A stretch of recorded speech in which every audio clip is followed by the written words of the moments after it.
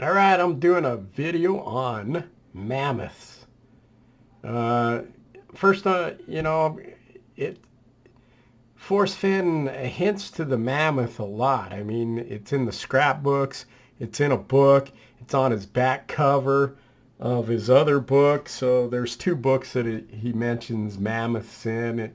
Uh, he has the biggest Clovis Point collection outside of a museum. I mean, and then here's something to think about. You got Bill Groh doing Mammoth Mondays, and he's wearing that ridiculous mammoth suit.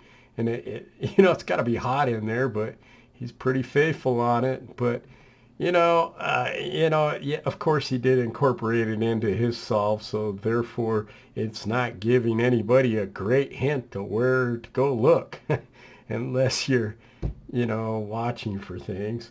Anyway, so here we go, mammoths. I'm going to read this. It's a question. It goes, relating to the previous question, since you continue to explore, is there any item which you would love to find still, but just haven't yet, Fenn?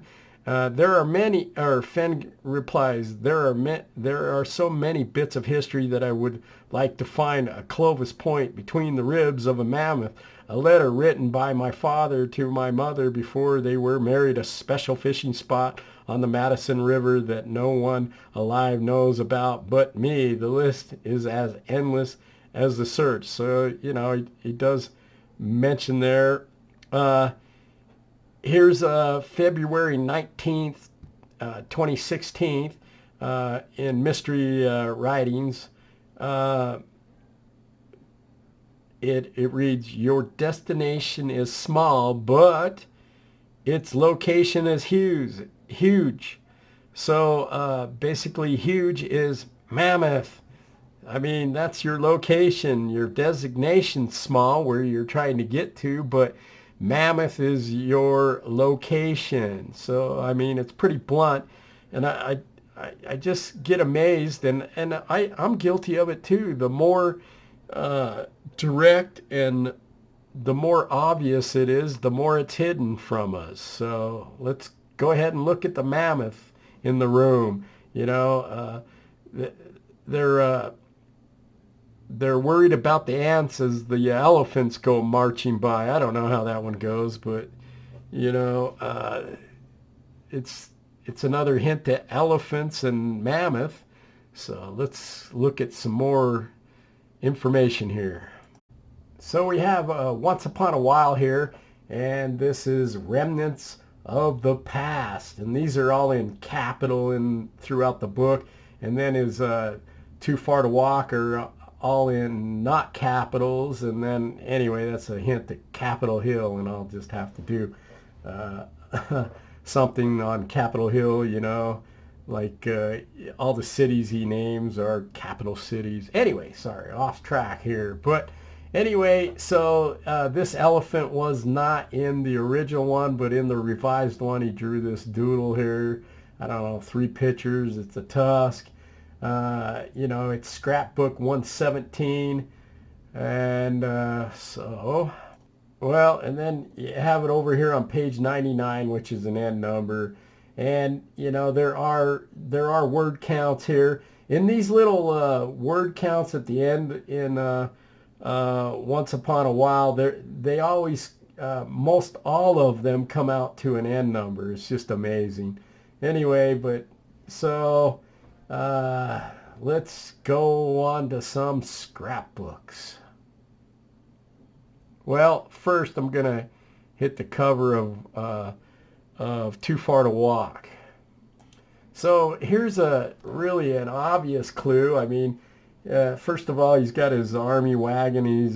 He's resting on the wheel, and the wheelwright, and he's shown as the end here. And then right here, he's shown as an elephant in the background. I mean, it's right on the back cover of Too Far to Walk. There's an elephant in the picture. There's an elephant in the room. There's a mammoth in the room.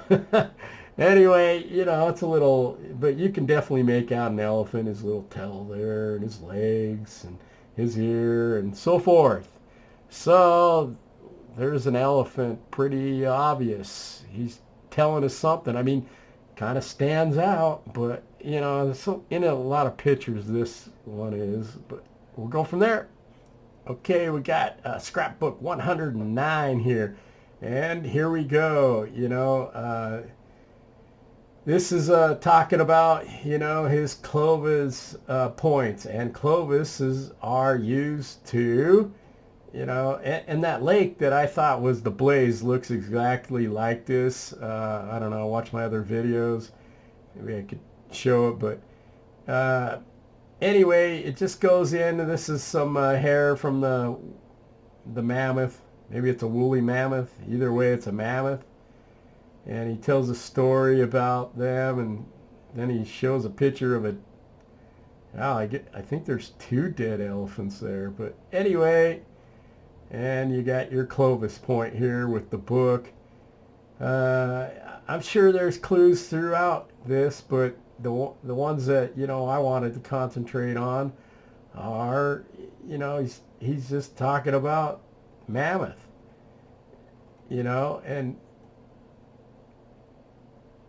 anyway, so there's some Clovises and Forrest Fenn's always telling about his Clovis point collection, and there's other stories. So we'll go to the next. All right, so we got Scrapbook right here. This is Scrapbook 117, and that's the one that's in Once Upon a While. So here we have it, and it's, of course we got different pictures, mammoths. We got different pictures that aren't in the scrapbook. We got some material that they make the Clovis and arrowheads out of, and we got the bones, and then he gives his address. Please send a padded self-envelope, and he was going to give you a piece of this, all right, of the tusk. This is interesting. I always intended to go back to my friend's ranch and dig out the mammoth skull, but it's been 30, and 30 is an end number, years since I walked along there. And then he changed it because here he's 84 when the scrap came out, and then in the book he's 87. So let's see. And if you count that, then that's 3 years difference, and so he replaced 30 with 3, and both of those are end numbers. What's the likelihood of that happening? Anyway, here we go. So here we have Scrapbook 117.5, and the numbers do matter a lot. Anyway, this is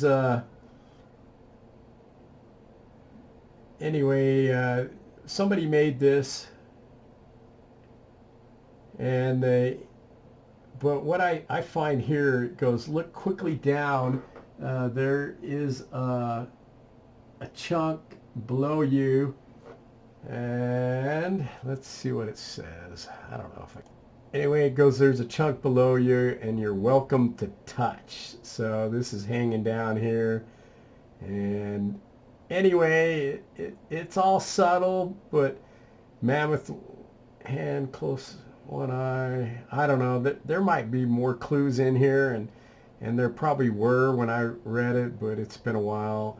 Anyway, I was in Mammoth. I didn't need total convincing. I just felt there was so many clues there in the Mammoth area that this was just on top, I mean, God, you had Rye Pond there. You had, I don't know. It goes on and on how many clues are in that area. Yeah, you got a subtle one here in Scrapbook 168. General Spicer, I don't know. Anyway, down here it goes into, where was that? So it goes, when the general secretary picked up the phone and said, "General, I think you should come out here. Most of my cockiness went away, and I suddenly felt like a crippled ant in an elephant parade." So there's another hint to, we're all stepping on the ants while the elephants go marching by. Anyway, and you got parade ground in the mammoth area, and ants are soldiers, and so forth. Just imagination. That's all we need here. And I'm sure it's mentioned more places than I'm finding, but anyway, Scrapbook 184. There's he casts things like an elephant in here, tigers and elephants and other big animal things. He just throws it in here. There isn't much there. So it's right here. And he also made elephants and lions and bears and giant whatchamacallits. Anyway, I don't know this. Maybe that's the clue when he parks in the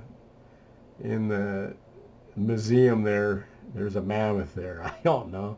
Anyway, so there's some mammoth. It's just a quick one. These are my opinions. I think it's a big clue. Anyway, so just think about it. And there's my mammoth video. Not too big. But you got to admit, this one screams at you. There's an elephant in that picture. There's an elephant in the room. And you might go, well, that's too obvious. It can't be in Mammoth now because he made it too obvious. Well, he's been doing that all along. All of his hints are obvious once you know the answer, but they're hard to figure out if you don't know the answer, I'll tell you that much. So thanks for watching. These are my opinions. Keep smiling and have a wonderful day. We'll go from there.